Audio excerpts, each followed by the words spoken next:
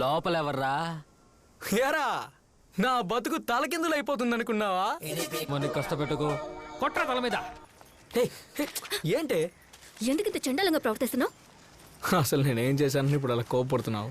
ఇదంతా ఎందుకు చేస్తున్నానో తెలుసు కదా. మరేంటిది కొత్తగా? అందుకని ఈ 7 డబ్బుతోనా? 7 డబ్బైనా సరే, దేవుడి డబ్బైనా సరే, ఊర్జనం పోగేసిన డబ్బైనా సరే, డబ్బు డబ్బే. నాకంటూ సొంతంగా ఒక బోటు కొనుక్కోవాలి, నాకు అది చాలు. నువ్వు దొంగకి భార్య అవ్వాలనుకుంటున్నావా, దొరకి భార్య అవ్వాలనుకుంటున్నావా అనేది నువ్వే నిర్ణయించుకో. నీకిస్తారు.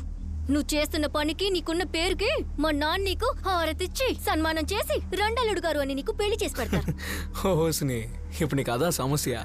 ఆడికి నేను ఎలా ఉన్నా నచ్చ. ఆడు వీడు అన్నావో బాగుండదు. ఏమనుకుంటున్నారా?